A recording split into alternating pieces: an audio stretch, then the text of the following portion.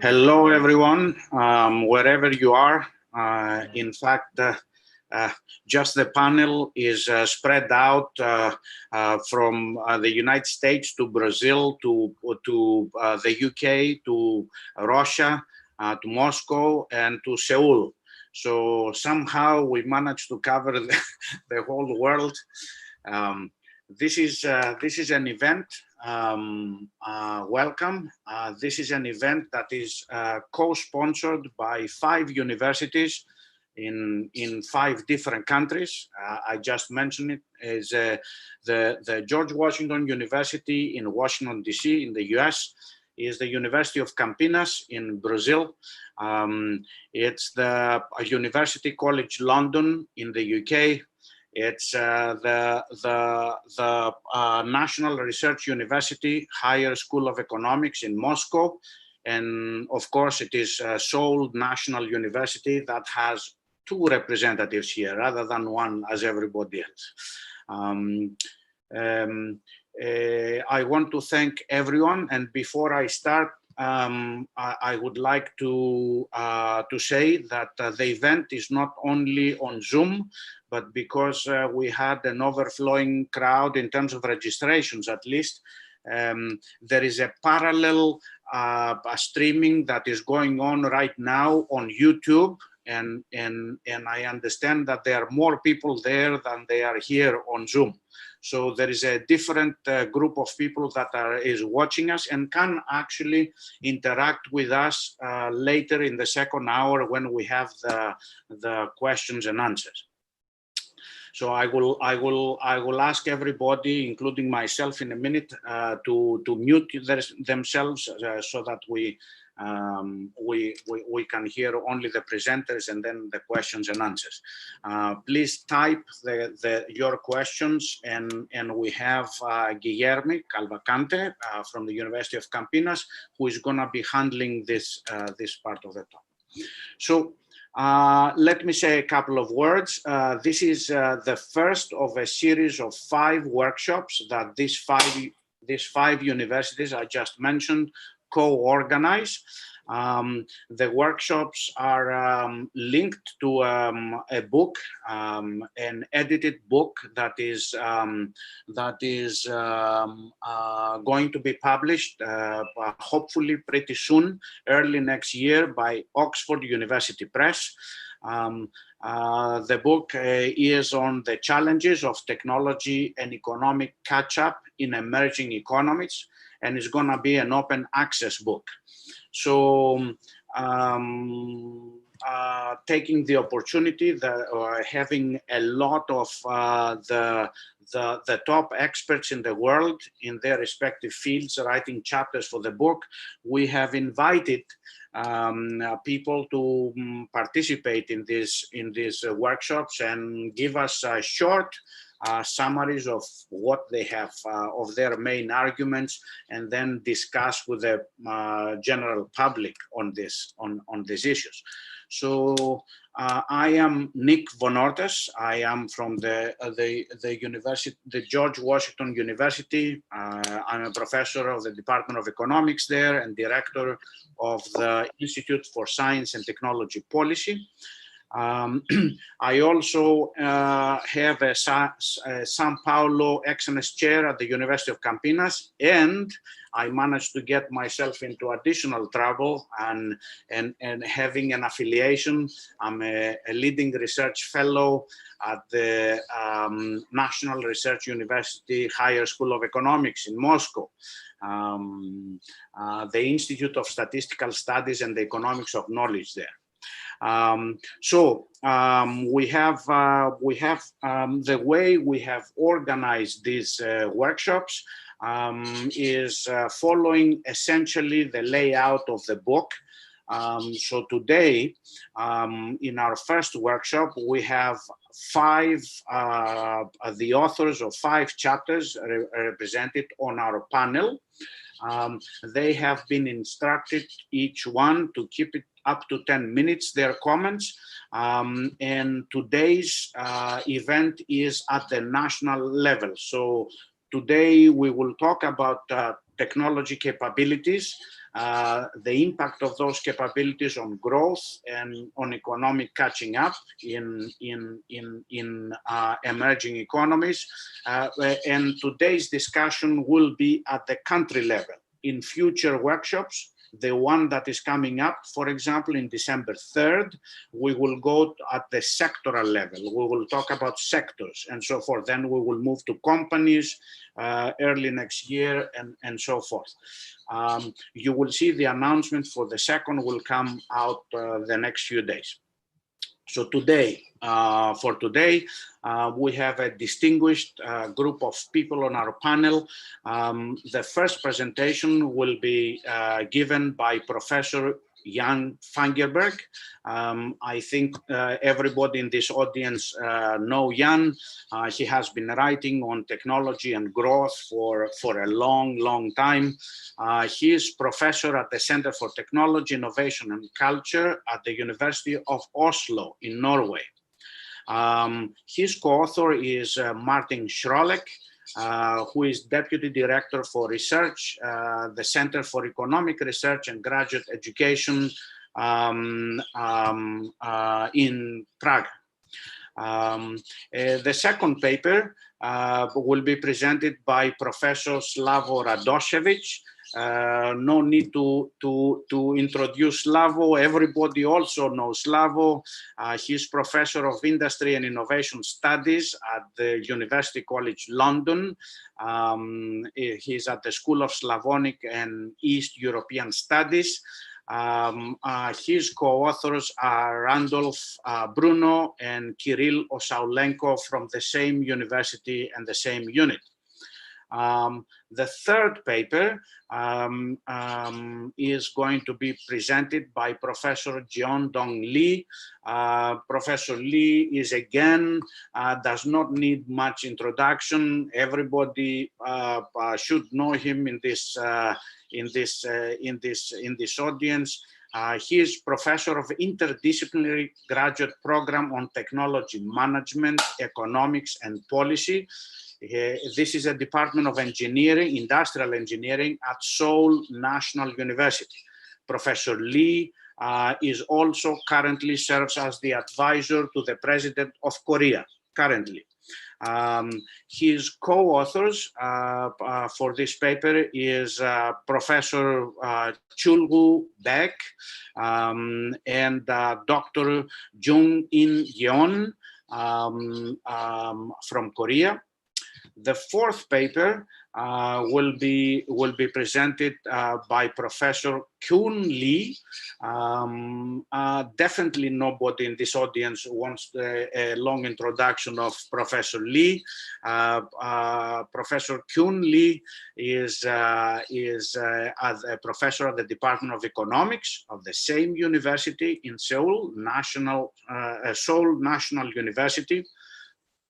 If you cannot place it somewhere, Seoul National University is basically the MIT of Korea.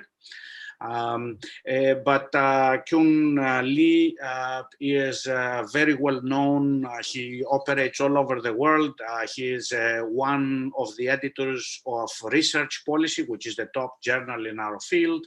Currently, he was past president of the Schumpeter Society and so forth. So he will talk to us about leapfrogging. And finally, today we have Professor Vitaly Raud. Vitaly is the deputy head of the Institute of Statistical Studies and the Economics of Knowledge at the Higher School of Economics in Moscow, and he's an economist of studying technological advancement. So these are the 5 papers. At the end, when they finish, we are going to invite, and I will introduce him then, Professor Alessandro Golubieski Teixeira. He is currently at the Tsinghua University in Beijing, in China. But he has many other distinctions. I will introduce them. Professor Teixeira is going to sort of give us He has a very broad understanding of development in emerging economies. So he will give us his opinion about what he heard today for a few minutes. Okay, so without further ado, I think I want to open it up, and please let's go for the first presentation by Professor Fangerberg. Yes, hello everybody. Can you see me? Yes, we can. And hear me. Perhaps we could get the presentation up.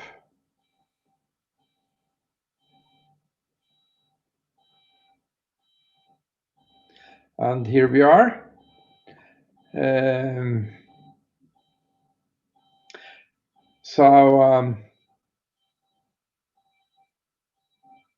Okay. So I'm happy to be able to present this paper by Martin Schrolek and myself. And the topic of the paper fits squarely the topic of the book. It's about technology gaps and catching up. And so we are following a rather specific tradition, the tradition from Alexander Gerschenkron and Moses Abramovich, which points out that there is a scope for catching up by exploiting more advanced knowledge available elsewhere, but that this requires various efforts to succeed. These various efforts have in the literature, and we are following that, been called capabilities. And we distinguish between two types of capabilities: technological capabilities and social capabilities. So technological capabilities from Lindsay Kim and Sanjay Lal and onwards is the ability to identify, access, and exploit knowledge. While social capabilities are the kind of broader framework conditions, skills, governance, institutions, norms, and so on, that also are important for economic activity. Competitiveness, the third term in the title, it introduces trade. Often this perspective is introduced, just as having something to do with basic technological dynamics.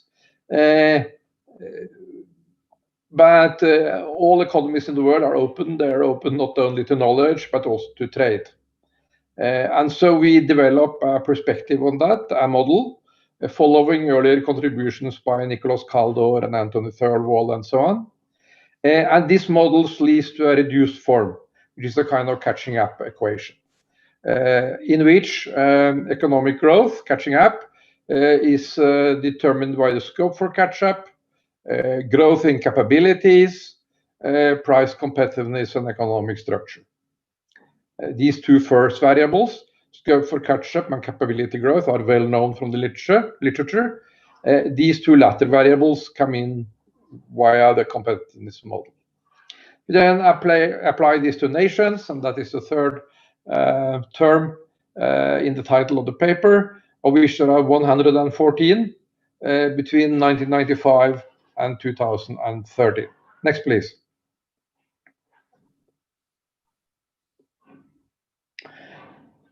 So, of course, one of the challenges here is to measure these various types of capabilities. So what we did was to look very widely for available indicators, all technological and social capabilities, and carry out a factor analysis. And in this way, three factors were identified, one of which we call technology and identified with technological capability, and three others which we identified with social capabilities. So that is education, governance, and the variables that we call empowerment. If you look a little bit more closely at this, there are something highlighted in yellow here, and that's where you have coefficients higher than 0.5. It's just for a matter of illustration. But when you look at that, you can see how the various factors correlate with the indicators. So for the technology capability variable or factor, it correlates very highly with scientific and engineering articles, patent applications, R&D expenditures, to some extent also with internet. The education variables correlates very highly with various indicators of education and enrollment at various levels. Governance correlates very highly with governmental effectiveness, lack of corruption, law and order, and so on. And finally, there are a number of variables that correlate with the ability of people to express their views, to organize, to take part in society, and so on. And that's why we use the empowerment term. Next, please. So here in this graph, we plot the technology variable that we calculate in this way. Initial level towards this change. And in this way, 4 different quadrants emerge. So up to the right in this figure, we have countries with an initial high level of technology, which also grows fast. So these are the countries that are moving ahead along this dimension. And down to the left, we have those that start out with a very rather low level, and that also grow less than other countries. I mean, their technological capability grows less than other countries. So these are the ones that are falling behind. And as you can see, most of the observations are in the moving ahead and falling behind category. So this means that this variable it's the opposite of convergence, is divergence that we can see here. The highly developed, the highly capable countries, they forge ahead, while those that are at a very low level tend to fall behind. Next one, please. Here we have exactly the same figure for education and with the same quadrants and so on. And here you see a different pattern. Here you see that there is most of the observations are in the what we call the losing momentum and the catching up quadrants. So here there is a much higher degree of convergence across countries in this on this variable. Next, please. And here we have the third capability indicator, which has to do with aspects of governance that are important for economic activities and catching up. And here we see exactly the same pattern as in the previous graph.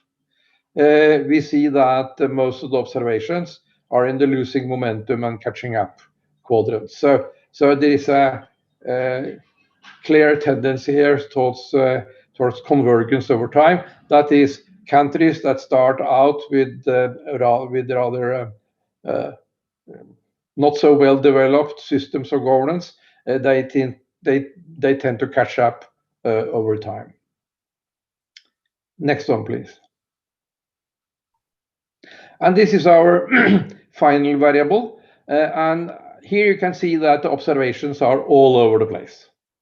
So here there is no systematic tendency to in a divergent or converging dimension. Next. So what we then do is to use these variables that we have calculated for technological and social capabilities and put them into this reduced from growth model that I mentioned earlier. And so what we have here is the result of a regression analysis on data from the 114 countries for which we were able to assemble relevant indicators in the time period 1995 to 2030. Jan, a couple of more minutes if you can conclude. Yeah.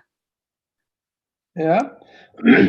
So okay, so let me just briefly say that so what we have here, the first variable is the gap variable, then we have the changes in the various capabilities, and then we have these other dimensions that I mentioned, namely change in price competitiveness and demand, economic structure. So basically we can say that most of these variables are highly significant, and that goes for all of the different versions of the model that we include here. The exception is the empowerment variable, for which we do not really find any support, and price competitiveness, which does not seem to matter much either. We also do various tests, robustness tests for inclusion of other variables and so on. That does not change the impact of any of these variables to a significant extent. And as you can see, the explanatory power of the model is quite large. Next one, please. Next, please. Yes. So coming now to the conclusion. What we show is, first of all, that the potential for catch-up matters. And if you can read the papers, you can see, for example, that this matters a good deal, for example, for the relatively high growth of countries from sub-Saharan Africa in this period. But that this needs to be matched with capability building, both of the technological and social kind. Improving technological capabilities seems to be particularly important for the Asian tigers and for other developed countries. So in the model, this explains the relatively fast growth of Korea and other similar Asian catch-up countries to a very large extent. While, for example, Eastern European countries benefit from improved governance, which is an important part of their ability to catch up in this period, has to do with that. And changes in price competitiveness is, as I already mentioned, of minor importance. So this was the paper in 10 minutes. Thank you very much for listening to me. I am sorry, Jan.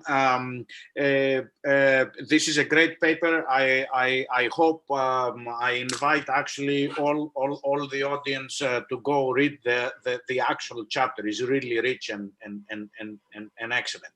And of course, we can discuss with Professor Fangerberg at the end. Now, let's move forward to the next paper by Professor Slavo Radošević. Thank you, Nick. I hope you can see the presentation. Yeah? Yes. We can. Okay. I'm very sorry for problems on our side because one of my co-authors, Randall Bruno, was supposed to present it, but he got stuck with the doctor with scanning things. And I hope he will show up during this presentation and maybe also answer some questions. And also the other co-author, Kirill Osaulenko, is here for any discussion afterwards. This presentation builds nicely on Jan's because Jan's painted or explored with Martin a broader picture where technology capabilities are put into the social context, institutional context. In our case, we go really on technology only. We are kind of ignoring institutional aspect, not because they are not important, but exactly they're too important to be dealt in a comprehensive way as they have managed to do it. So we, in this chapter, we try to develop further a concept of technology upgrading in emerging economies. This is something which I have been working with colleagues before, and we have kind of developed a metrics of technology upgrading, which is a kind of multidimensional framework, which comes simply because of dissatisfaction with the conventional indicators like R&D, which you apply to emerging economies, or total factor productivity, which are kind of not very informative. And in the context of middle income trap, that's even more important. So all that kind of is trying to build a kind of broader understanding of innovation, where in one concept you try to capture three essential dimensions of the technology upgrading. These three dimensions, they are basically, we published already some of these things, so maybe for some of you, maybe it's not entirely new. These three dimensions are intensity of technology upgrading, by which we mean different type of capabilities, starting from production capability, R&D capabilities, technology capabilities. Second is the breadth of technology upgrading, because any process of growth and technology catching up is also a process of structural change. It's difficult to capture it, but we have some framework how to do it. And finally, no country is catching up without being engaged into global economy in different ways. Of course, there are different models in the past, but this is important dimension. The novelty here is that we try to capture it within one framework, which you will be surprised gives quite new kind of insights, which are not possible if you take these indicators individually. So this is in a nutshell kind of three dimensions of technology upgrading. You can see on top technology intensity, which is these three components: structural features, which includes infrastructure, then knowledge diversification, which is something which we picked up to a large extent from the work on Kun Lee, who basically shows nicely the diversification in terms of knowledge and patterns that he explores. And then we add up this technology and knowledge exchange in that context. Our empirical part is, in this stage, quite restricted. We take 16 countries. Now we are working on an extended sample. It's entirely data and problem. And here we include China, India, South Africa. So we include BRICS, including Brazil. Then we take the range of Central East European countries, which follow very different patterns, starting from Russia and Hungary on the other side, as kind of assembly economy. And then we have countries which are kind of South Korea as a beacon of catching up, Israel as a kind of R&D driven economy, and then Germany and Spain as a reference for many East European countries. So just a few kind of basic things around the index. This is a composite index where I cannot go into individual indicators of each of these components. I hope you will have a chance to read the book. Finally, that's why we fight so strongly to have open access. So when you do this conventional kind of composite indicators, then you get this relationship between the levels of income and index, which are kind of positively related, which is nicely and encouraging. Then you get, on the other hand, the on the horizontal is this index of intensity of technology upgrading, and then on the vertical is the structural changes. And you see that there is a much more homogeneity in terms of structural features than it is in terms of technology intensity, which means that the same structural features maybe are similar, but generate very different levels in terms of technology upgrading and levels. When you take into account the knowledge exchange, then relationship is not very consistent. And that is because of the different modes of integration of economies in global economy. We have only one assembly economy, let's call it Hungary. We could take Malaysia or some other in the future work, but you would see that this would be even further kind of extended because of the different modes of integration and the fact that different modes do not necessarily lead automatically to technology upgrading. When you compare the intensity of technology upgrading and the breadth, then there is a positive relationship. However, when you compare that index of intensity and structural change with the integration into global economy, then you see basically that there is no clear relationship. The novelty of the paper is in that we wanted to make a kind of communication with, let's call it mainstream economics, in the sense that conventional economies, when they think about technology, they think about the total factor productivity, they think about labor productivity kind of. So we decided then, of course, it's very limited sample. I know this will be one of the first complaints, but I'm telling you, this is simply first stage of the work, but still very, very indicative. Then we tried to test the relationship between our index and different components of that index to total factor productivity and labor productivity. I will not go now into the things of how this is done, but this is also quite conventional, the composition of that. The main point here is that when we test this relationship between total factor productivity and individual components, then we can see clearly which of our components are strongly correlated to total factor productivity and labor productivity.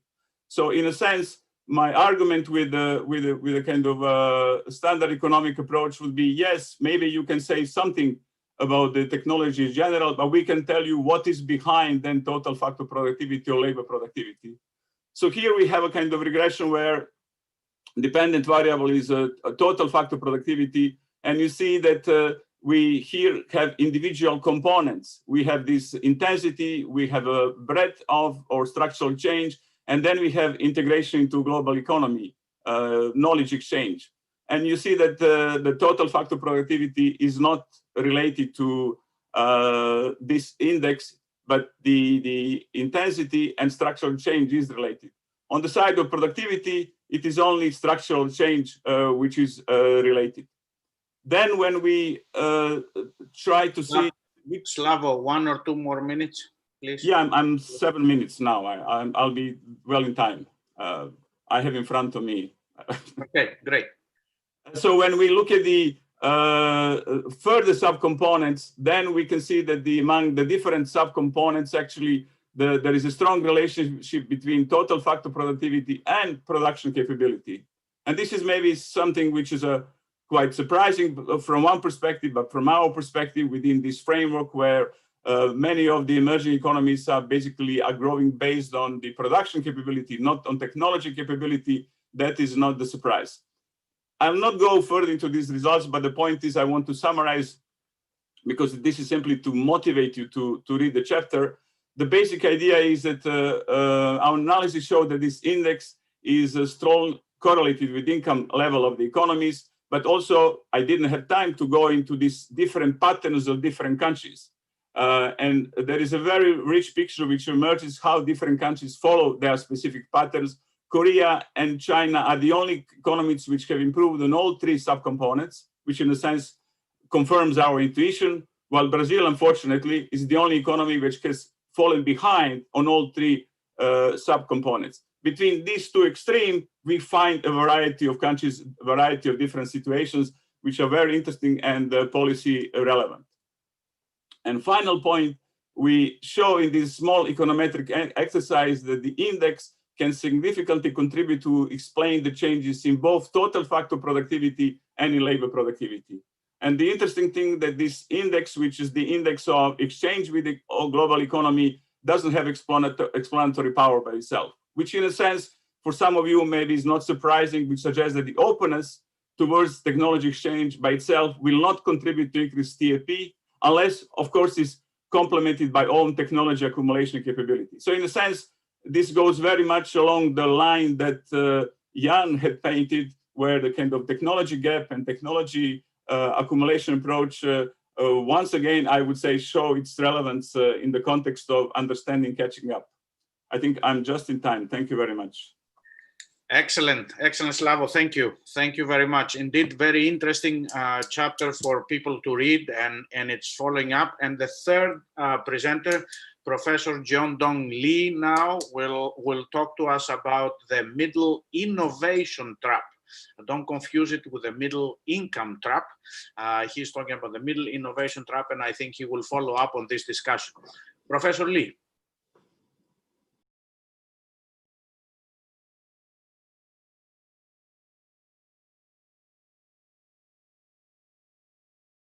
Maybe you are muted. We don't hear you.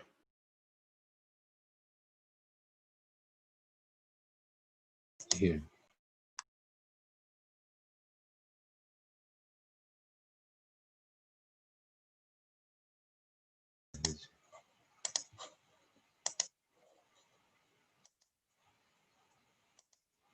Okay.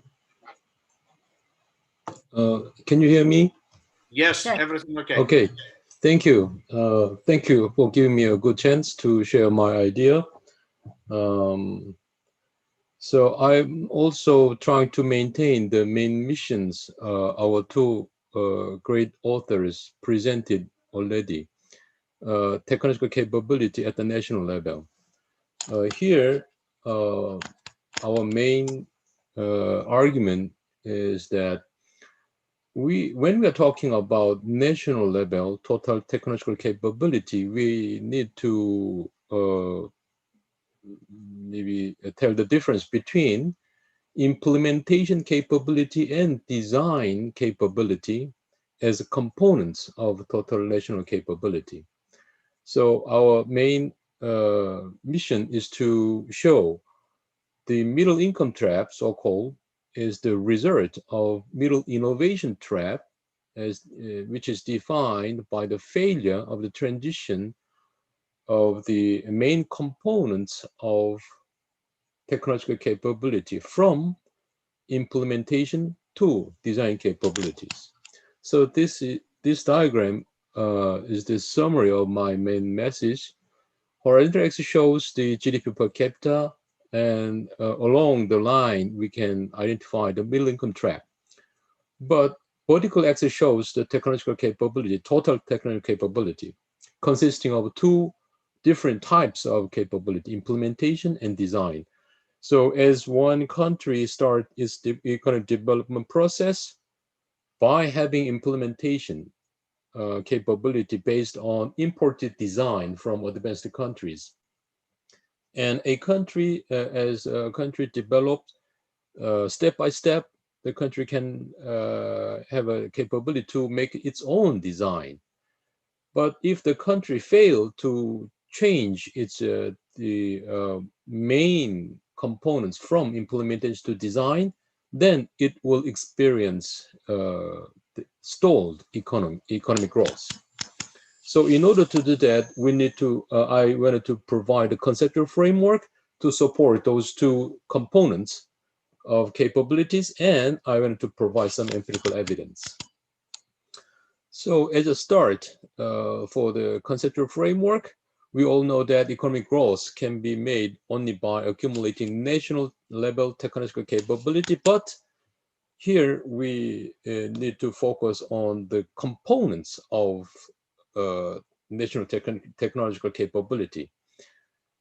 Here, based on the knowledge management literature and organizational learning, and also based on the evolutionary economics focusing on routines, we identified implementation and concept, the design capabilities.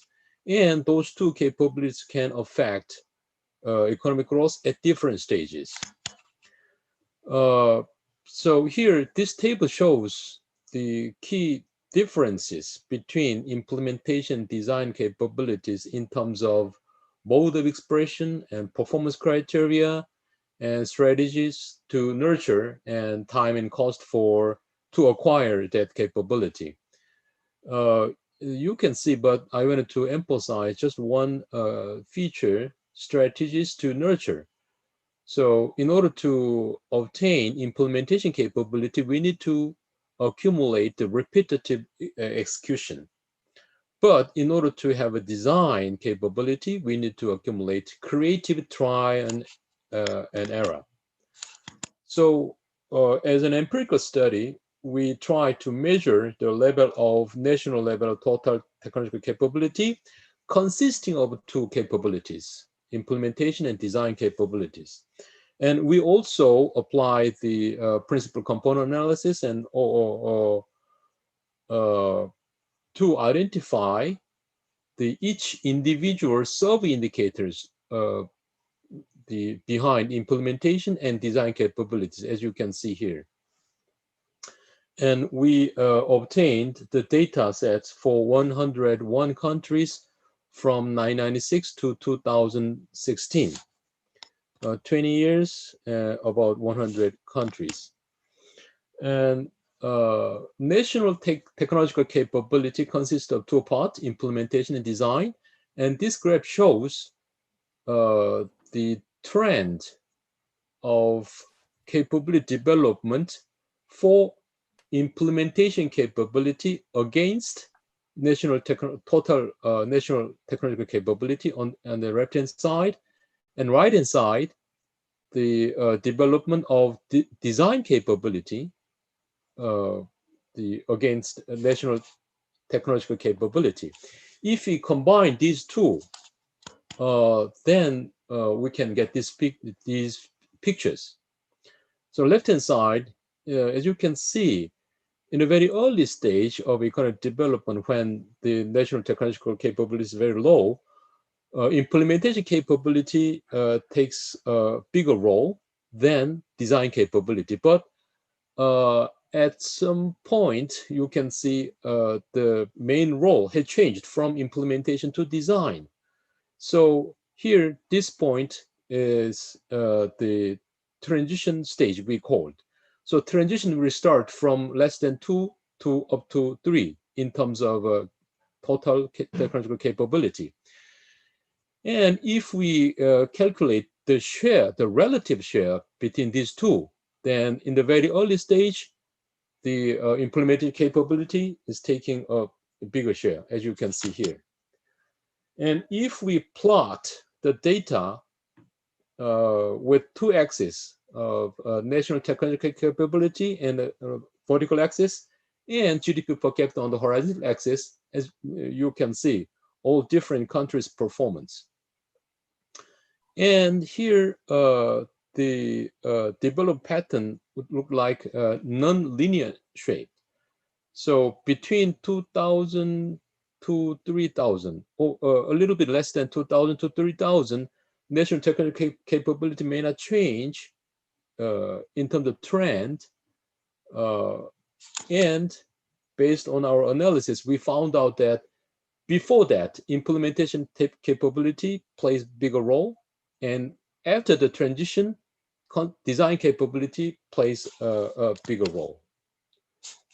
And so based on our analysis that has been contained in the chapter, we can conclude that securing design capability successfully across the transition stage is a sufficient condition to overcome the middle income trap.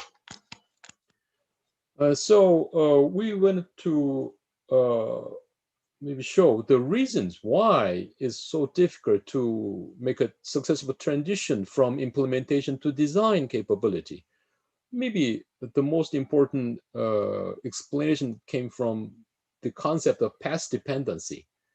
So the one country is stocked and very good at implementation, and then they, as an inertia, they wanted to invest more and more, focusing on implementation capability.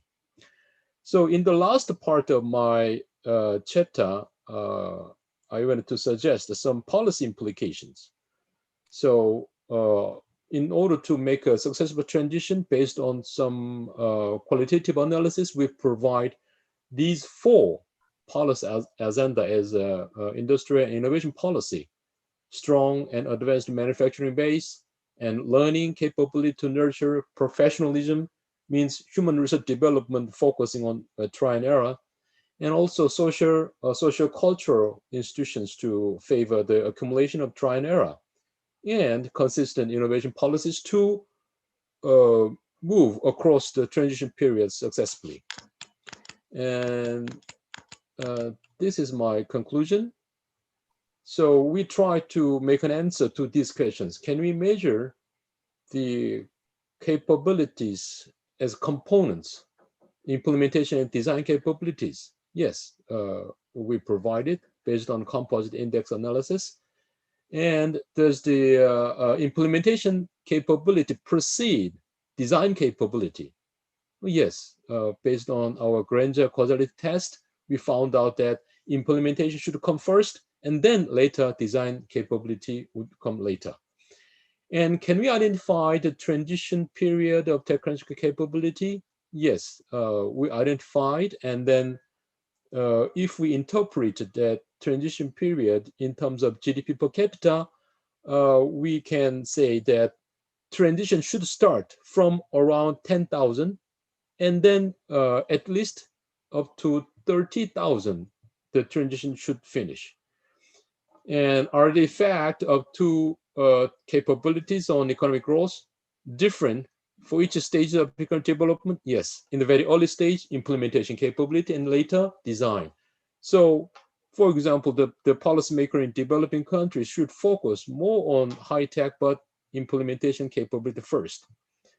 Do countries in the middle-income trap suffer from the transition failure? Yes, we analyzed this issue and we identified the close relationship between transition failure and middle-income trap. That's all I wanted to talk today. Thank you. Thank you, Professor Lee. This is, I want to say this is an excellent chapter. I actually think that you have done in 10 minutes. It was not fair to present this very complicated analysis, but there is a lot behind it. I invite everybody to look at the chapter. Let's pass directly to yet another Professor Lee, but a very different one, Professor Kun Lee from the Department of Economics of Seoul National University. You will talk on leapfrogging. Thank you. Nice to see all of you through this Zoom-based meeting. My chapter in the book is about leapfrogging. I guess most of you are familiar with this concept. So my chapter is somewhat updated overview of that concept. Okay. So I guess many of you know that this origin of this term leapfrogging, which is first proposed in Perez Sote's chapter article. They talk about leapfrogging and Windows opportunity. And they say that when there is a change in technical paradigm, there's a time for latecomers try leapfrogging and taking that moment of time as a window opportunity in the sense that new innovations are emerging. Okay, so example is that for Korea, the Windows opportunity was rise of digital technology. Thereby Korea kind of leapfrog ahead of Japan into digital-based product. So I would say conceptually, leapfrogging can be defined as latecomers doing something new ahead of foreigners or incumbent. So thereby they may leap over the incumbent.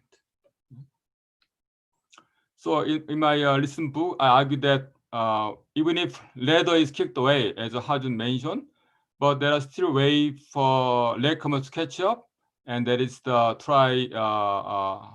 fly on a balloon, which is leapfrogging. So you don't need a ladder because you have a balloon, which is leapfrogging. Okay. So this is one key message of the my talk. And why we need a leapfrogging? Because as you get close to the frontier, wing beyond or middle income stages, you will find difficult to get technology transfer from incumbent or high income countries. So you have to do something on your own. Okay. So that's another way to overcome IPR barriers, intellectual property rights. So many emerging or high-tech technology are protected by IPR owned by incumbent. So leapfrogging is a way to go over that barriers by doing something different ahead of incumbent. This way, we can also avoid direct competition with the incumbent. Okay. So in this gram, I often show that when you say there are 3 generations of technology, you can skip generation 1 or 2, but jump into generation 3 ahead of incumbent who are still using generation 2. Okay. But there is a risk because when you try emerging technology, they are often unstable, not that reliable. So you might end up lower than low productivity than incumbent. So you might make losses. That's what happened to Tesla and others. Okay, so when you try leapfrogging, you might have to go through some period of loss making initially. Only you overcome the period, you'll get the market. So there's leapfrogging comes with risk and potentials. Okay. And also, we can compare this idea with the long jump by Hidalgo when they talk about product spaces.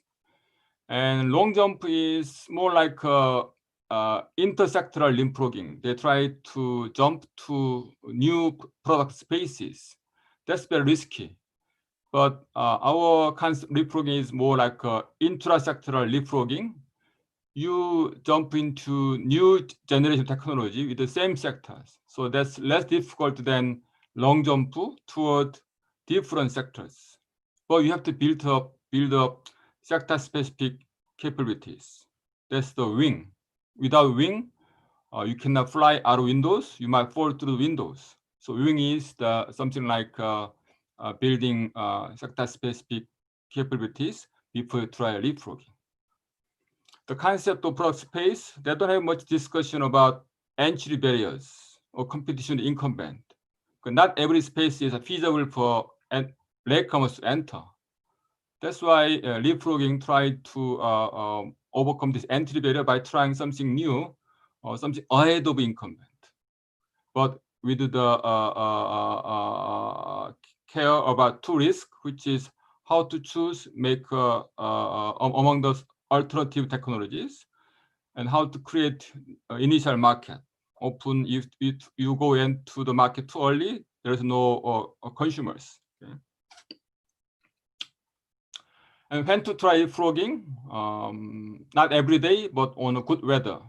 Then, because you are flying on a balloon, you cannot fly a balloon every day. You have to wait for good weather. The good weather is time for paradigm shift or time that new radical innovation happening. Okay, so leapfrogging has higher chance of success when you try it only during specific moment of time or shifting period with the emergence of new technology. Okay, so in our special issue from research published with Franco Mallerba, we have a special issue on catch-up cycle, and we examine the leadership change in several sectors like cell phone, memory, camera, jet, and steel, and so on. We found that many cases leapfrogging has a role in these leadership changes. Okay, so leapfrogging are not sufficient condition, but when you look back, successful cases of leadership change by latecomers all tend to involve some variation of leapfrogging. In that sense, it is a very strong necessary condition. Okay, so we find there are several variations of leapfrogging.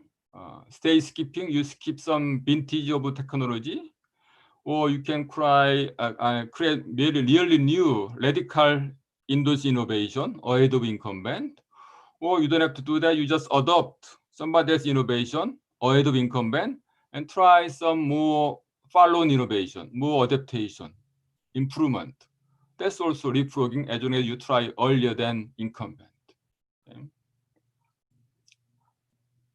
So this is chart showing the several variations of leapfrogging. First, compare with the path of incumbent. You can talk about stage skipping or path creating leapfrogging. And in terms of within the path creating leapfrogging, you can see two things. One is follow-on innovation. The other is radical innovation. Okay. And also, we can distinguish inter versus intrasectoral leapfrogging. Intra means within same sector, but different across generations, less risky. Intersector means like similar to long jump, is more risky because you're moving into new sectors. Okay, so these are several conceptual variation of leapfrogging strategy. We can also talk about in terms of different types of company apply different leapfrogging variation. First, we can compare distinguish startup versus incumbent. Incumbent has leaders, follows laggards. In this context, we can say for startups, they typically try path creating leapfrogging, or often follow innovation or business model innovation. Among the incumbent followers, even if you have a certain experience and assertive capacity, you might want to try stage skipping leapfrogging, but with some risk in mind. For laggard, you should build capability first before you try leapfrogging, or you can try upgrade by moving into high-end segment. Okay, so in this sense, we can talk about latent advantages 2.0. 1.0 is traditional one, like you can invest mature capital without paying for R&D cost. But in terms of advantage 2.0 means that you can try new business model innovation, adopting Industry 4.0 technology without paying for that R&D cost. This is a business model-based innovation. But it could be still leapfrogging. Okay. Professor Lee, maybe 1 or 2 minutes. Yeah, 1 or 2 minutes. Okay. So one example is a startup in Indonesia. It's called eFish company. This company combined IoT technology with the traditional fish farming. In fish farming, difficult is how to feed fish efficiently. Sometimes you feed too much, sometimes you feed too little. With IoT, you can do it very efficiently. Okay, this is one of the most successful startup in Indonesia. Okay, so it was one of the top 3 the unicorns. So this example of leapfrogging, combining new Industry 4.0 technology applied in the traditional business areas. Okay. So lastly, we can talk about 2 different incumbent track concept. We used to talk about incumbent as an advanced economy vis-a-vis emerging economies. But we can also talk about in terms of company types. So in other words, there are incumbent, but there are many startups which utilize these new windows. Okay. So as you know, we are now living in the paradigm shift period, new energy revolution or fourth industrial revolution or 4.0. So this best time to try leapfrogging is happening to many emerging countries. Okay. So we can try also in terms of environmental leapfrogging, in other words, moving into new technology, which is more environmental friendly. Thereby, we can avoid too much damage to Earth or environment. Okay. So I think that's it. Thank you. Obrigado. Okay. Thank you very, very much. Thank you, Professor Lee. In fact, there will be in our 3rd workshop early next year, we are going to talk about the environmental aspect of leapfrogging, as you said right at the beginning. Thank you. Very interesting presentation.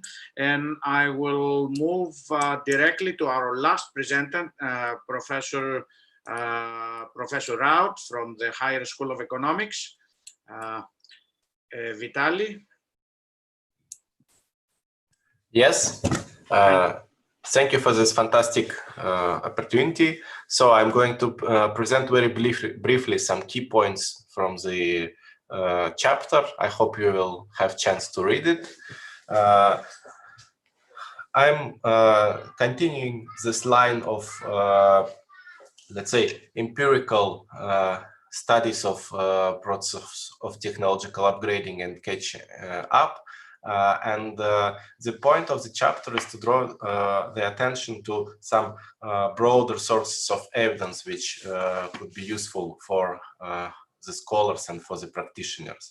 The whole insight we are having from respected authors, many of them are now with us in this workshop, is that actually the technological upgrading story is very much gets more and more complicated. We are moving from this standardized and straightforward logic that was kind of popularly associated with the technological upgrading in 80s, let's say. Now it is quite clear there is no unified pathway. It is highly diversified, and different countries at different stages of development have to pursue very different opportunities, right?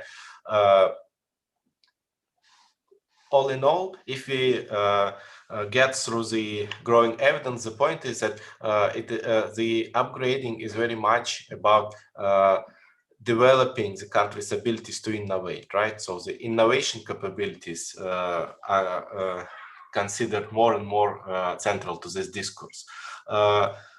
However, the question is, how do we measure innovation capabilities? We are quite good at measuring actually the success of technological upgrading, right? We have this economic measures, we have some broader top-level measures. When we are talking about the capabilities measurements, innovation capabilities, we rely on different sorts of proxies. And this is not bad. The process is rewarding, as we saw from fantastic empirical chapters that we have just listened. However, the, let's say, world of computational social sciences we are living promises that we can improve our metrics of technological, let's say, of our analysis, and basically one point is that this story of technological upgrading sometimes develops in parallel with the development of innovation studies. If we look at the contemporary frameworks to capture innovation processes, we see innovation and innovation capabilities is extremely diverse and multiform process, which combines not only this formal R&D driven abilities to construct something new to the world market, but also something of imitation and technological adoption, which is particularly essential for the catching up countries, right? Also, there is a strong point which is known as high-tech myopia, when practitioners are often biased to look at only at the fancy high-tech industries associated with this catch-up and technological upgrading and ignore others. Innovation surveys, a facility developed quite for some time, actually help to overcome many of these myths in the innovation studies, and maybe it's time when they can serve to the discussions of technological upgrading as well. No need for a long introduction of the Oslo Manual framework. One of the key points is that the contemporary contemporary innovation surveys integrated into the national statistics provide very flexible opportunities. However, as most of the scholars know, the potential for using aggregate metrics from innovation surveys has certain limitations. Many of them are of technical character, but also there are something not that simple with interpretation of the results. On the other hand, there are opportunities which open from the rich practice of microdata analysis. In many countries, microdata on innovation surveys is publicly available. In this chapter, I illustrate that actually this firm level microdata driven indicators may help us to construct some useful metrics for technological upgrading. So based on the surveys, based on the questions available in the standard innovation survey questionnaire, we can construct we can classify firms at the firm level according to their level of technological capabilities, of innovation capabilities. Whether they are able to present something new for the global market, are they focusing on delivering something new only at the national scale, or are they imitating, or are they passive, more or less passive technology adopters? So this is the output-based innovation modes classification. It has been used for some time, but mostly for the cross-country benchmarking. However, if we apply this classification to the population of firms and try to understand the long-term trends which emerge from these firm-level classifications, we can come to an interesting facilities that help us to understand the process of technological upgrading, whether the country is accumulating innovation capabilities or not. So here, this chart shows the proportions between different classes of enterprises, different levels of innovation capabilities across 16 years. And we can see that for Russia, for the case of Russia, it's quite stable.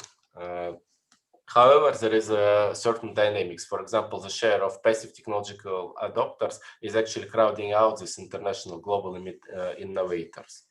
which is a sign of decreasing innovation capabilities to some extent. We could do this exercise in the more specified way. We can go down to the sectoral level. We can try to find the states of the industry level innovation capabilities. How do we do that? We classify industries according to what are the most common strategies found within these sectors, right? And the cluster analysis effort here helped to identify 5 different types of industries, right? So some industries which really have smaller fraction of innovation companies of any type. There are non-innovative, then the barely innovative state when there is somewhat more innovating firms with a special focus on technology adoption. Modestly imitative, broadly imitative, actively innovative. So basically 5 levels of industrial capabilities. And we can trace the industries, right? So this is the numbers as the industry code. So using the NACE specification, how did the industries travel on this horizon of 16 years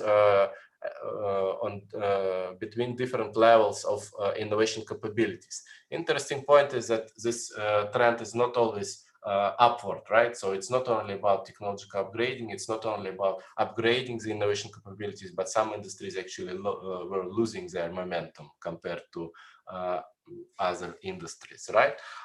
So the fraction of actively innovative industries is rather small. One interesting observation here that actually we can say that somewhat the process of innovation capability growing actually happened in Russia because many industries traveled from the non-innovative state to the barely innovative state. Okay, I skip these details due to the limited of time. Yes. If you can give us your conclusions. Yes, so that's what exactly I'm planning. So an important point is that actually this instrument helps us to highlight the importance of addressing different types of innovation strategies, because actually the field of innovation strategies pursued by the firms is heterogeneous, right? And some many governments in many cases have this let's say blind spot. They focus on some specific types of behavior, but they forget about different types of behavior, like this barely innovative modes. And this actually ends up in a bias in terms of focuses of their innovation policies, because sometimes the measures they are proposing actually would not have the proper targets, proper respondents, because of absence of such strategies in the field, right? So that's one of the main points. Some generalizable points here, right? We are moving towards this computational science of technological upgrading eventually. We are finding better metrics for exploring this mechanics of what happens with firms, with the specific actors. So innovation service is one example. Other examples of firm level metrics of heterogeneous types could be found in different business surveys, or maybe in the patent data, but definitely this is the way how to treat such complex things as path dependence, and try to capture something which is often referred in the literature as bounded change, when we are looking at the gradual improvement, right? So I think that's the main points. I invite you to address the chapter. Okay, very good. Thank you. I also do advise that they read this chapter, because you make this leap forward from micro to macro data that is very interesting. To complete the presenter's side, we have invited actually a renowned economist, international development economist. He is Professor Alessandro Golombiewski Teixeira. He is one of the 1,000 talents of China today. He has been at the University of Tsinghua for several years now, since actually he left the Brazilian government. He is advising China on several of the major projects that are going on there. And before going to China, and the reason he got to 1,000 Talents award is that he served for several years, from 2003 to 2016, in senior positions in one of the BRICS, Brazil, the B of the BRICS, right? Brazil. So he was Minister of Tourism. He was Deputy Minister of Development, Industry and Foreign Trade.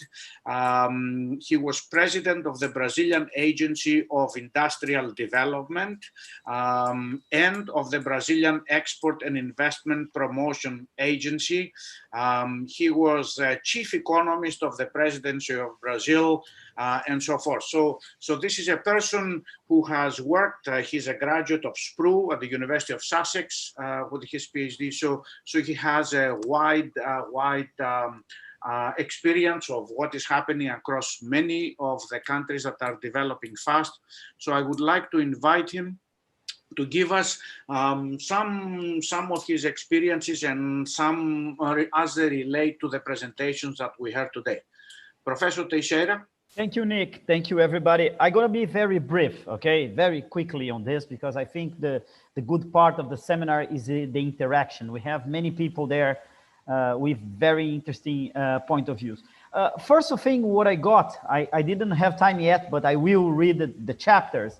But I think that is one of the important elements that I see throughout your presentation, is that we have a convergence of the different works that we have here about the importance and the national technological capabilities within the catching up in process, okay? Especially when we take, as Professor Slavo highlight, the 3 different dimensions of technological upgrade and technological catching up, okay? That's my first comment. The second comment is clearly, I think, is obviously for everybody that capability building is one of the key elements of technological upgrade, okay? And that comes to other 2 observations that is observations but questions, okay? When Professor Jan Fagerberg mentioned that the capability building is one of the key determinants of the technological upgrading, Professor Dong mentioned about the innovation middle trap and the importance of innovation policy in forward to search, to improve and to get out of this innovation middle trap. But the question is, okay, let's go to another side. How policies play in this, okay? We know that we have human development in human resources policy, we have social control of the institutions, okay? But, okay, how we do this, how you take it from the theory to the practice, especially for the examples that we saw in the work of Kun Lee about the 4th Industrial Revolution and the leapfrogging. We see that as a window of opportunity, but without the implementation of policies,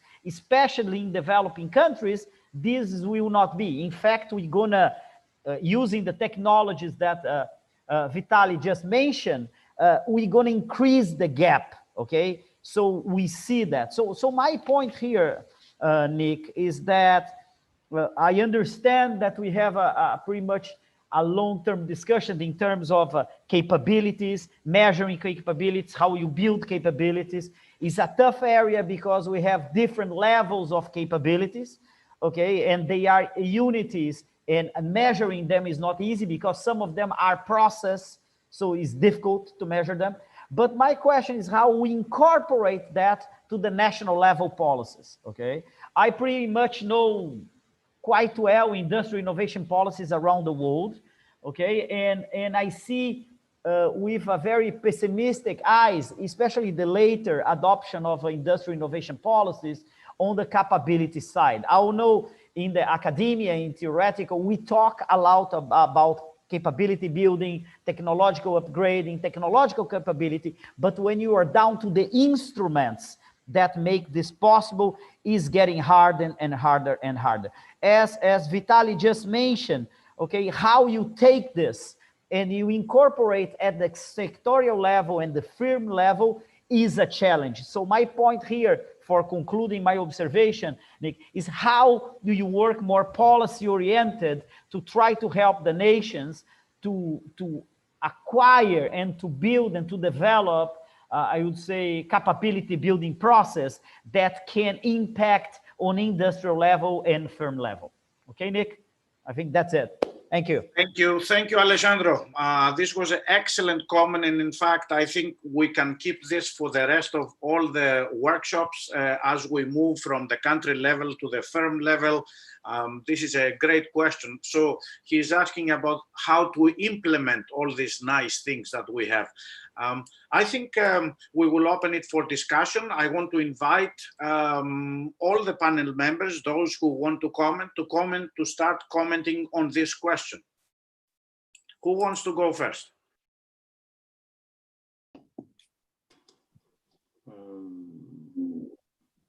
Maybe.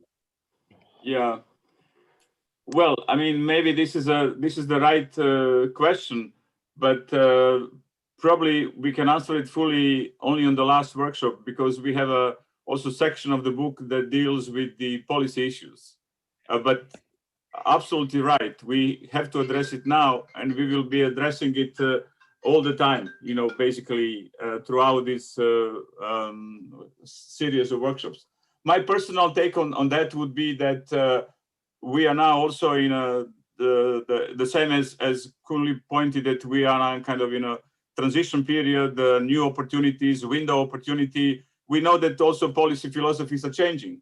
So now we have this, we passed this period where the advice of structural reforms are sufficient and you don't have to do anything. Now we have a revival of industrial policy, and so kind of it becomes back in fashion. The issue is whether, you know, the same mistakes will be done as in the past and what we have learned in this period. So I think we can have maybe some fruitful discussion what have been learned in this period, and whether the new technology industrial policies are just a kind of attempt to repeat things from the past, or they are qualitatively different. My argument would be that they are qualitatively different, and they have to be qualitatively different. But I'm happy to leave it here just as a point for further discussion. Very good, thank you. Anybody else from the panel? May I? Of course. Yes, okay. Well, yes, well, I think these were Teixeira, he outlined some very good questions. And of course, how can this capability concept, these ideas that we discuss, be adapted to policy? How can policy usefully build on this work? And then I think there is one thing that is very important, and maybe it's obvious to him, but and that is that it's very much dependent on context. So for the great majority of countries in the world that want to benefit from foreign technologies and technology gap and upgrade their economic structures and so on, there are these more basic capabilities that was called here implementation capabilities, I believe, but that Lin So Kim, for example, called the production capabilities. They are of crucial importance. So we can, and to forget these more basic capabilities would be wrong, I think. So it all depends. I mean, there is no way you can address this problem without having a good analysis of the context of the country in questions into which these capabilities should be used. So, and I think one of the great mistakes one can do here is, in a way, to think that hey, there is something out there that are called very advanced innovation capabilities or whatsoever, and we also need some of that. But capabilities at a national level and in firms is something that has to be developed gradually. Okay, yeah, it's a Yeah, great idea. You want, Jan, you have more? I thought you finished. Yes, I can add one more thing, because I think Vasily, he brought up a very relevant point. And that is that innovation policies of various kinds can sorry for that. Innovation policies of various kind actually can help firms to improve capabilities. And the public sector, in a broad sense, can engage public firms to solve problems that they are facing, and that can help shifting the level of capabilities to more advanced capabilities that also are domestically developed. So there is an important role here for the state and for public policy in supporting such capabilities, especially advanced capabilities. And who is better positioned to talk about that than Professor Lee and Professor Lee? Both Kuhn and JD are the best people to talk about this issue, right? Do you want to address it? Very right question. It's always very difficult, but we need to tackle that issue. How can we implement these beautiful ideas into practical policy making process? And I went to utilize the arguments I made during my presentation. Recently I focused very much on the design capability, and in order to have design capability, we need try and error, accumulation of try and error.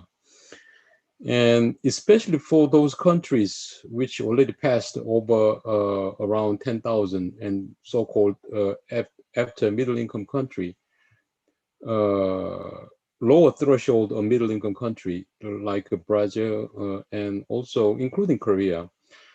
And if we focus more on the fourth industrial revolution, and in terms of policy, I think kind of policy support to accommodate more creative try and error, such as long-term patient finance from public side might be very important issue. And also public procurement for innovation is another policy dimension. Maybe we need to pay more attention. All those policies not to implement, not to secure the industrial base, but in order to have design capabilities specifically for the fourth industrial revolution, because fourth industrial revolution, every country should start at the same line. There's no benchmarks, the cases up to now. So Brazil, Korea, and US, and maybe all countries are on the same line and on the same starting block. So right now, in terms of policy making, we need more policy to accumulate in a fast way the creative try and error in the fourth industrial revolution. That's my point. Thank you. Thank you, JD. Kuhn, do you want to add something? Yeah, some point. First of all, capability is important, but many contexts in the latecomer countries, it takes time to build sufficient level of capabilities, but we still have to make money to success in market. Otherwise, the company cannot survive. They cannot take 10 years, 15 years to build the capabilities. That's why we have to combine not only hard technological innovation, but also business model innovation. You can adopt somebody else's technology and using it in new business model context to keep making money. Otherwise, you cannot survive. That's what happening most frequently in Chinese context. Like Alibaba, it's same business model as Amazon, but when you try China context, it is some protection. So leapfrogging also should be considered in terms of national context. It should be leapfrogging as long as you try it first in your national context. So that's important in terms of practical or policy consideration. Okay, that's what I want to say at this moment. Okay, yeah, thank you. Excellent, excellent. Who wants, Slavo, you have something? Go ahead. Yeah. I mean, I would like to comment on few, on few comments. Jan pointed rightly that policy capability are important and they have to be built. But the issue is yet in most of the countries we don't have them and we cannot wait for them. So the issue is how one can think about the policy in the context of weak policy capabilities. I mean, even if everybody takes Korea as a model, but Korea had this policy capability. So in a sense, in that respect, is quite exceptional, the same as China is. But majority of the other countries do not have that. So the issue is how can we think in terms of policy where there are weak policy implementation capabilities? I mean, thinking in terms of best practices completely irrelevant. One can think then in terms of best matches. What are the policy options once you have relatively weak capabilities? And we are here kind of, in the past, we were having this focus on structural reforms like institutions, everything, don't worry, technology will then take care of itself. Now we have this kind of mission state, kind of state will do everything. But obviously the truth is somewhere in between. You need institutional conditions, you need the role of the state, but you also have to combine it with the demand, with the market. How do you then do that in the conditions of weak policy capabilities? How do you use globalization as a kind of lever to do technology upgrading? And this is a kind of $1 million question. But I think very often we are doing mistake by how we frame the problem. And very often I think that the purpose of academic research is not to directly give a solution. We cannot do it, but we can frame the problem. And as long as we legitimize, that these are the kind of issues, policy constraints, then let's think about the solution. But we legitimize and what are the policy of possible kind of paths to go out. Then I think that the kind of policy makers will take care as long as they're thinking about the relevant issue. Very often, they are thinking about issues which are not relevant because very often in emerging economies, you will chase new Silicon Valley, R&D driven growth. You are basically forgetting that, as Jong Dong Lee points, that you are deeply into implementation capabilities. That means thinking completely in a different way. So I think our role is basically to frame and to structure the problem. Thank you. I think we are having a great discussion here. If I wanted to invite the audience to offer questions, both those on YouTube and here on Zoom, they can send us questions, they can type in their questions and we are monitoring, or they can raise their hand. I hope we can see them. I have one question in front of me here. Somebody's asking, he addresses the question more specifically to Professor Lee, Kyun Lee, and he's asking whether we can consider disruptive innovations as leapfrogging. This is the question. Are disruptive innovations leapfrogging, like the example of the digital camera or on film camera? Digital on film compared to film. It comes from the YouTube, I think, the audience on YouTube.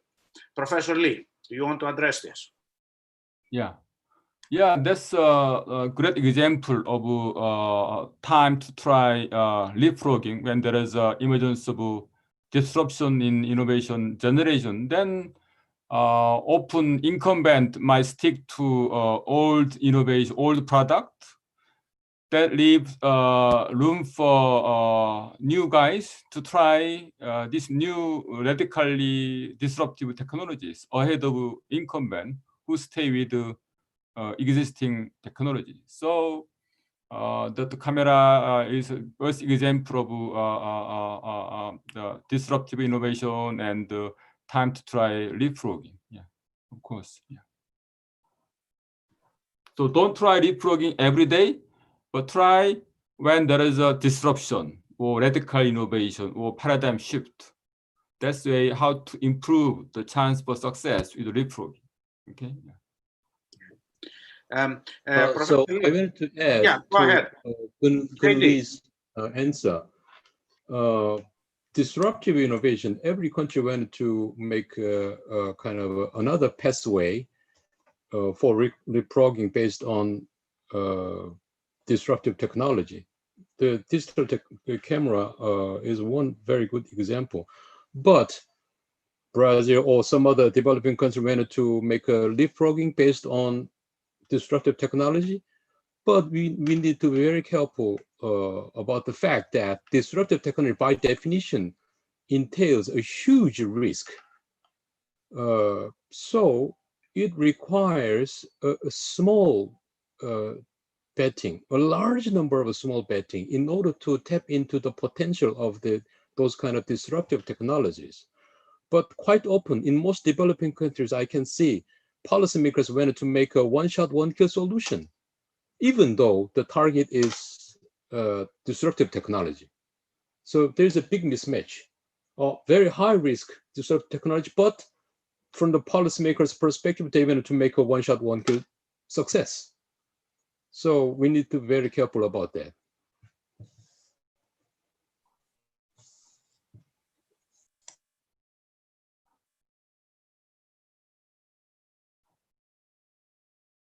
Your microphone is off. Sorry. Yeah. I was saying I want to ask Alessandro Teixeira on whether he has an opinion on this issue. Well, Nick, I think Professor Jen and Professor Slavo already place well the question. Okay. Unfortunately, many countries today, because it's kind of a buzzword talk about capability. So if you go to, for example, Sub-Saharan Africa, Africa countries, Latin American countries, Asia countries like Malaysia, Thailand, you're going to see that the focus of their policy is innovation. Okay, point. And innovation is building capabilities. But building capabilities, in my opinion, is a long-term process. Okay. And there is some criteria we are talking at national level. Okay. So one of the things that Don mentioned about social control, I mean, institutions needs to be ready to design and implement policies towards building capability. So, and the point that Slavo raised is very much important. The majority, I would say, the countries that I study, they are not ready to design or to implement policies. So those policies that they design and implement, they don't arrive at the sectorial level or the firm level. And then we create a gap on those terms. So I think, again, Slavo is right. Maybe we as academicians, we don't have the answers, but we can frame the problem. Okay, we can frame, this is a long-term process. I think, especially, and I'm puzzled, especially when we are discussing the fourth industrial revolution and the new technologies coming to place. Okay, in my personal opinion, this is gonna increase the gap, not decrease the gap. The chances of leapfrogging, as Kun-Lee is saying, will not be easier because we are based on more science innovation, okay? And this is difficult. This needs investment, this needs organization, okay? Planning, and I'm really not seeing, so countries at the national level, they think that is easy, you know, it's of course, to acquire some technological capabilities or upgrading some part of your industry, you can buy machinery using the purchase power of the government, but this has some limitations, Nick, in terms of what can give you as future in terms of development. So my point here is that, yeah, we need more work to frame this issue, okay? Maybe we don't have the answers, but to frame this issue, that's very, very important. Thank you, Nick. Okay, very good, very good. We have, this is we touched apparently on a very hot topic here, because there are several questions, several people have sent in comments on the same, how to do these capabilities, and people want to know how. But let me change the tone a little bit, and see, somebody has asked, what is the role of the international environment? They call it international policy. I guess it is whatever the global environment in this particular topic, in enhancing capabilities, right, for developing countries. So how the international plays into this? Open question to anyone. Yeah, let me say something about that. So we should be, our discussion should involve various dimensions, not only firm level, macro, but also these international dimensions. At the moment, most important international dimension is the U.S.-China, the trade conflict, and coronavirus, and trend of digitalization or Industry 4.0. And these are affecting very importantly the latecomers' chance to build capability or try new business model. For example, now China is seeing some exodus. Many companies are moving out of China. Many Korean companies and Western companies, after this US-China trade conflict, they're getting exit from China. And they're going to where? They're going to Vietnam, Cambodia, Indonesia, and so on. So it's nearshoring, and some are going back to their home country, reshoring. So in the sense, it's a new window opportunity for some latecomers at the level of middle-income countries. So, so in the sense, if we combine these new windows or momentum of disruption with the right policies, you can make up some successful cases. So right now, China, Vietnam is the only country who are recording positive growth rate. And Vietnam is great beneficiary of US-China trade conflict and this adjustment of nearshoring or reshoring. Okay.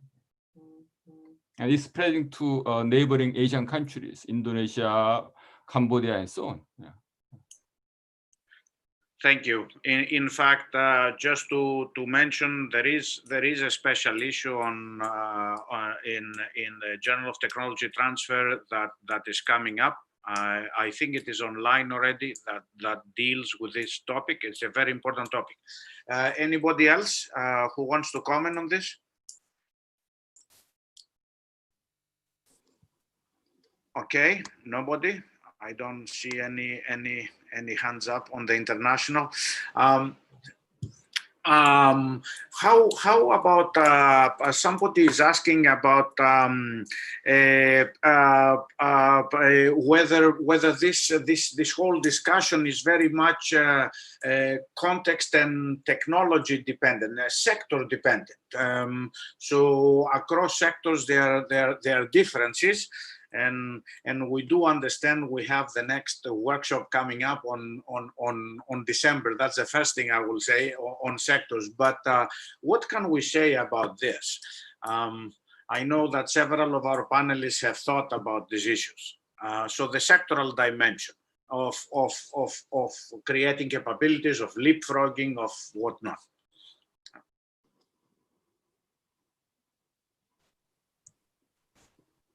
Okay. Go ahead, Slava.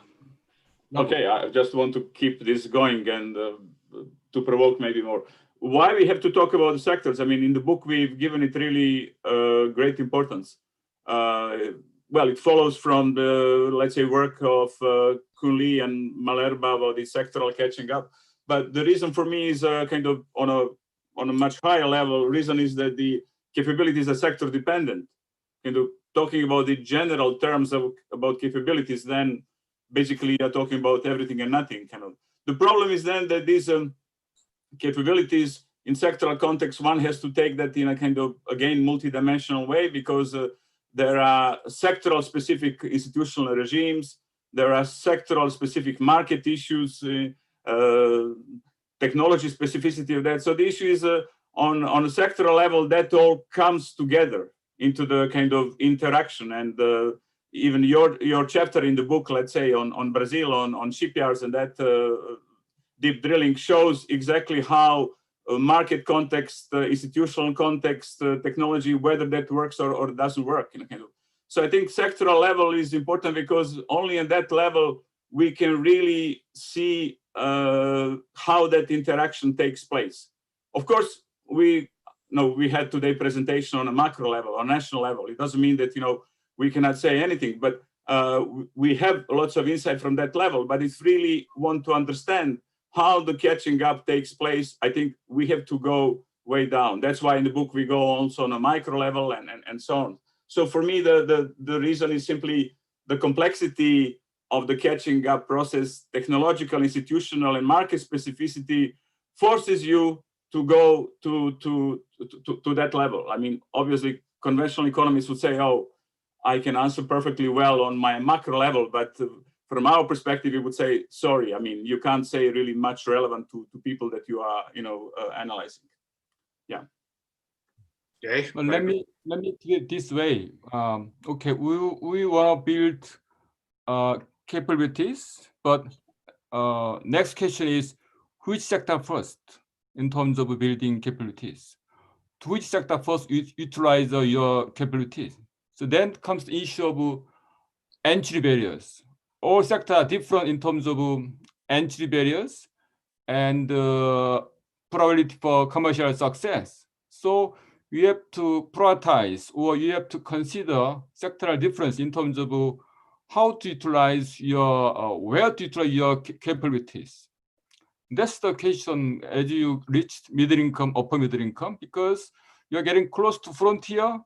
Well, you are facing more high difficult entry barriers. Not all sectors are same in terms of this aspect. So sectoral choice is very strategic, very important. Otherwise, you will be waste of your capabilities. Any other comment on this? JD? Yeah. So the discussion about maybe in the sector, the dimension is closely related to sectoral diversification. So how can one country can diversify from one already incumbent sector to another new sector? In that sense, as Gunni already introduced the concept of intra-sectoral diversification and intersectoral diversification, but I want to also emphasize the concept of diversification based on relatedness. But in terms of the relatedness, we need to have to tell the difference between relatedness in terms of production and relatedness in terms of knowledge. Relatedness in terms of production refers to the relationship across global value chains. So if you are doing some business and then you can do next across the value chains in order to upgrade. But at the same time, if you check the relation in terms of technology or capability, superficially, two sectors may look quite different, but in terms of technology, they maybe looks very close. So, and especially in this first industrial revolution based on big data and AI, seemingly quite distinctive sectors would look more like similar. So even though you are doing in bio, but you can do the basic technology in terms of the big data and AI, that has been trained in biotechnology, but then you can apply to quite different sector. So we need to be more also open to the technology related, capability related diversification. That's all. This last comment reminded me exactly my experience the last 2 days in my classrooms. I have been talking about fintech, right? A detailed description of fintech and what are the forces, innovation and economics and competition and so forth, and a very different sector in our old books, right? Something that looked always very different, pharmaceuticals. So the issue of personalized medicine, the way we are going towards personalized medical care is actually, if you look at these two very different sectors, right? Always in our discussions, they were far apart. Now they are getting unified because the technologies that support both is AI, very data intensive, high-end computing, right? Because the pharmaceutical companies really need that in order to do the research. It's an amazing thing that we have a convergence, because the background technology, convergence of quite distinct sectors, right? The background technology seems to be the same. So having gone that way, let me I have somebody else who is asking a very interesting question. They worry very much about developing these capabilities that we are talking about, and they ask, in the era of the fourth industrial revolution and all these technologies that underlie the fourth industrial revolution, which tend to change very fast, right? We keep changing, moving very fast. How can countries take this long time, as we say, to develop capabilities? So if things change very fast, and if you are not in control of the change, how can we tell to the different countries around the world that they take time, it will take a long time to develop the capabilities and so forth? How we can address this?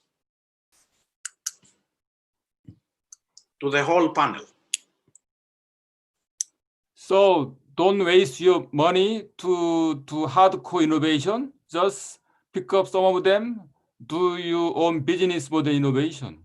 Yeah, that's one solution. Yeah, as I mentioned. Yeah, you don't have to first mover in technological competition, or you can be a first mover in trying new business model, in the applying the new technology from abroad or others in your own context, in your own localities. Yeah. That's the NACOM advantage.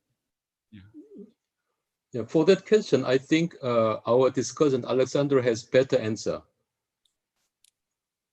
based on his real experience. I think if we go back in the work that I have done in terms of capabilities, in the case of developing countries, is that there is different kinds of capabilities, okay? There is, of course, if you're talking about specifically technological capability, it's one thing. But for example, if you're talking adaptation capabilities, okay?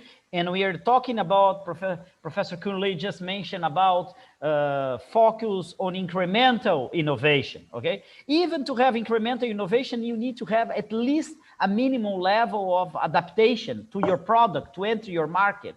So of course, there is some capabilities that countries can develop and can help the companies and the sectors to build and to develop, that doesn't take a long time, but needs action, okay? So I'm giving an example. If you're talking about adaptation, okay, we know it's just to tell the obviously, even to copy, we need a lot of technological capabilities, a lot of adaptation capability, transactional capabilities. There is a bunch of capabilities, but I think the problem is it goes back to the policy instruments and the policy efficiency. So when you're talking about, let me give a practical example. We are talking about design, okay? Let's go back to design. JD just mentioned is trial and error, and that's true. You know, if you take a Nick was talking about pharmaceutical, but let me take a simple industry, okay? We are talking about furniture, you're talking about textile. All are based now in the fourth industrial revolution with technologies that can speed up the process, okay? We are talking about automation, you're talking about artificial intelligence, everything comes to hand, 3D printing, okay? So at least you need to have a minimum level of capabilities to adapt at sectorial level, at the firm level, okay? So instead of trying to reach the sky, okay, as Kun Lee just mentioned, you need to see what you can do, okay, what you can do. So those is the point. I think in the case of design capabilities, technology really helps countries in some sectors to leapfrogging, okay? And I remember, for example, furniture that are based on very, I would say, very important design issues, to design the product, to design the whole value chain, they can help. So my taking on this is basically, okay, there is different sorts of capability, different levels of capability. You don't need to reach the sky, but at least you need to observe and to have some basic capabilities that will allow you to move forward, okay? Allow you to catching up. That's my point, Nick. Right, very good. Anybody else wants to comment on this? If no, I think yeah, somebody.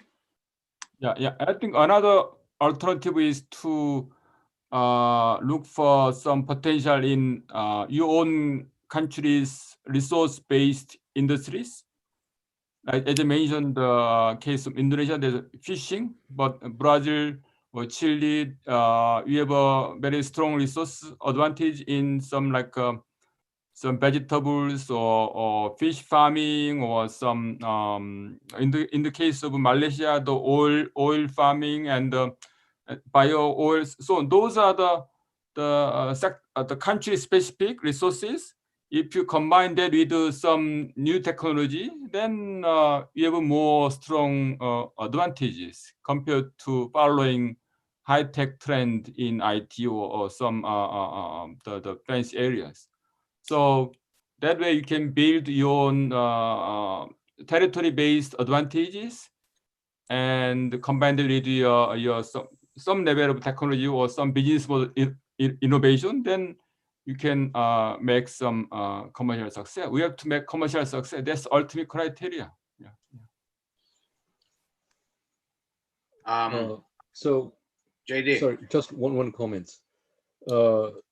We have a large number of groups of countries with quite different distinctive characteristic features, such as the sub-Saharan African countries and least developed Asian countries, or around $10,000 levels of Brazilian-like countries, or big countries. And also, as Gunli already indicated, there are some groups of countries with a good resource basis.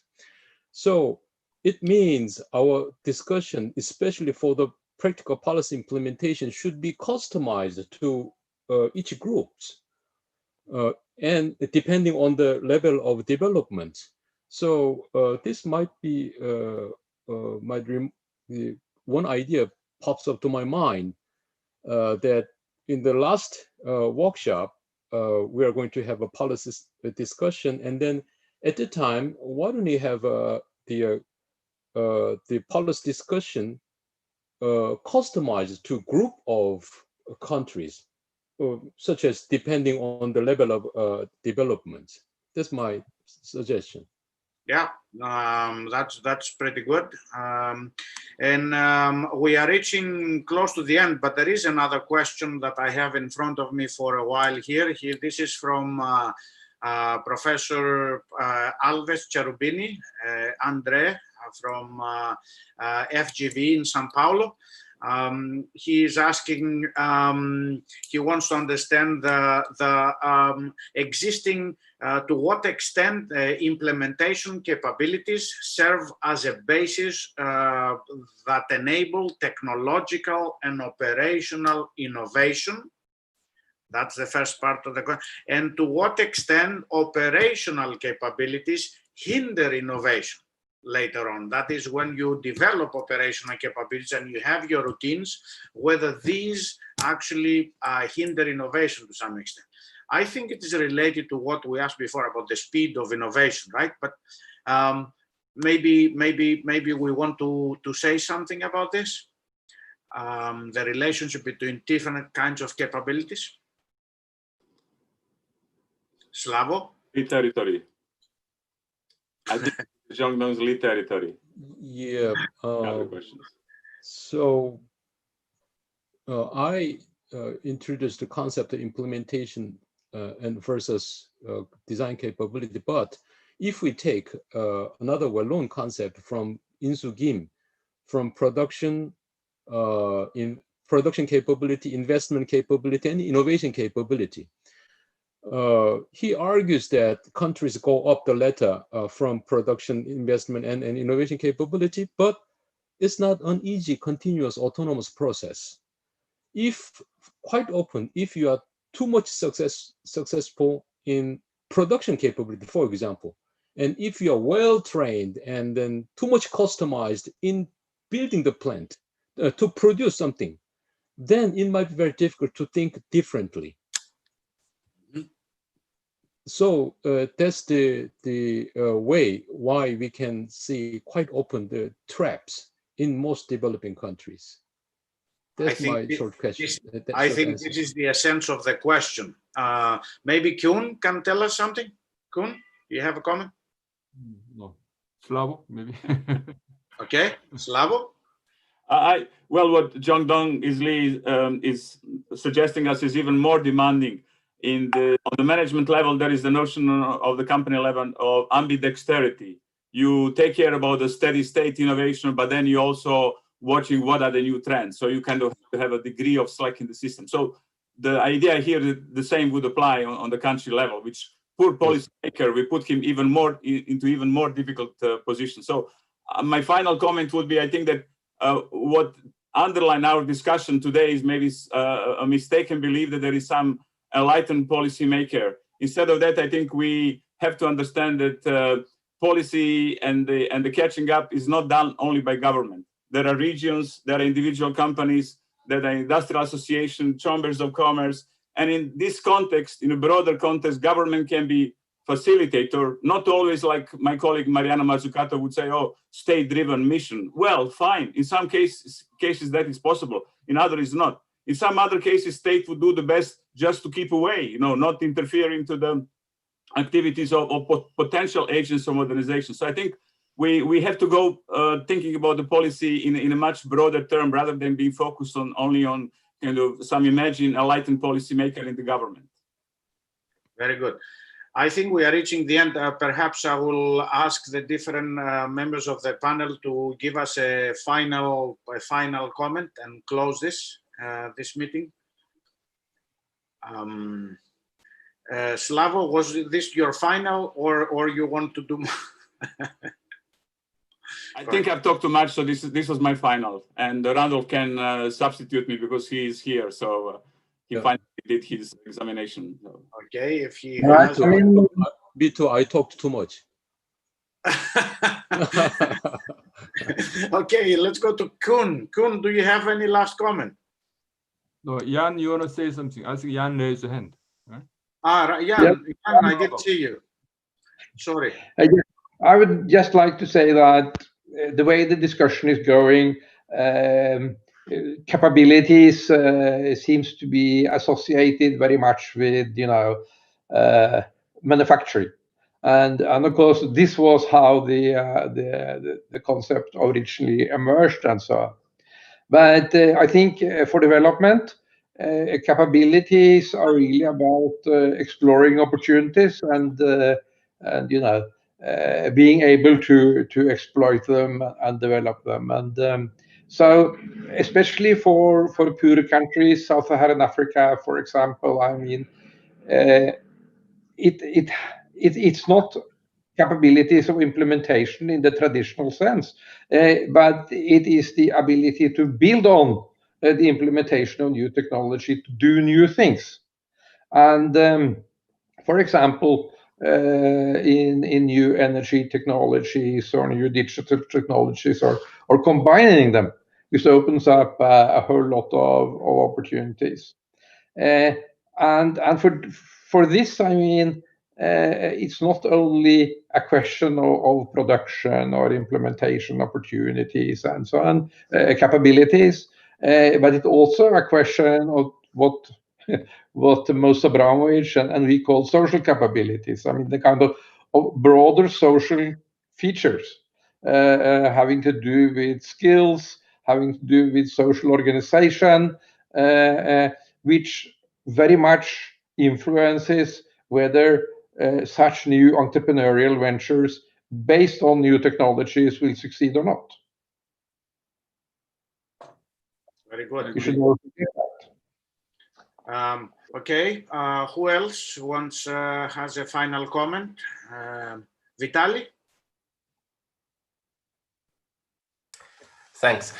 I got a takeaway question which I will ask at the workshop on the policies, I think. So we were talking about technology capabilities, innovation capabilities, and we formulated this policy capabilities word, which also should have been, let's say, measured and clearly studied, maybe even beyond the set of metrics that Jan has been exploiting in his line of papers on the governance, because it is not only these general governance indicators, but whether the country is able to introduce something sophisticated as technology platforms or some horizontal measures. It really is kind of dependent on the quality of the on the policy learning and the policy capabilities, which is even more clear to anybody who ever worked with them. I mean, face to face, trying to explain what exactly are you going to expect, and then trying to fit that into the process of ministers and ministerials government process. So that's a very important sign that I got, that this area of political capabilities. Okay. I noticed Bruno raised his hand. Yeah. Randolph, go ahead. You're back. Yes, I'm back. Sorry. No, I was kind of trying to take stock of all the very important hints we had during this discussion, and trying to answer the fundamental question of Alessandro, because that's a very, very important question. I mean, what I will say is that we shouldn't make the same mistake of the past, because in the past we were told there were easy fix. Okay, in the past we were told there was sort of institutional transplanting. So look at the best countries and do the same. Okay, we have learned this doesn't work. Okay, so that's a lesson we have to end, but we are still seeing in some instances someone proposing that. And this goes back to one of the Cooley points. So for example, if in your own country you have some sectors that are resource-based, so develop in that direction. And if you're not too much sophisticated, that's good. You don't need to enter the race of R&D and etc. if you are not in that type of league, because you will fail. So it's quite important to avoid the kind of temptation to say, oh, Korea done fantastically, let's do exactly like Korea. No, it wouldn't work. But again, as an academics, we can frame the discourse and we can say, no, careful, that's not the direction. The direction is a self-grown type of Danny Roderick, okay, self-grown discovery. So exploration, try and error, okay, and obviously be ready to fast changes. I understand the need of being sort of building up, but at the same time ready to change course. Ambidexterity is how Slavo phrased it. Yeah, it's what we tell sometimes even our students, and then I conclude, is that they have to be ready for the labor market, and that's apply at the macro level for countries, to be flexible, so to have the capability of flexibility, so not to get kind of rigid and entrained in routines that are eventually going to go away. So to be ready to move and to have the flexible sort of mindset to cope. I know it's not easy to teach that, but that's the mindset countries and policymakers should have. Very good, thank you. Alessandro, you want to close? No, I'm fine, Nick. You're fine. good? Yes, Okay. thank you. I think we are 10 minutes after the hour, so I think it's time to close this.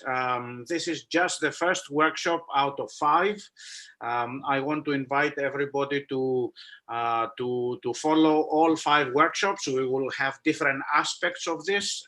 Next time, which is December 3rd, we will go into sectors, as we just said. The announcement will be out soon, next few days. Thank you for spending 2 hours with us. Thank you very, very much, and look forward to the book, to the forthcoming book. Thank you very, very much.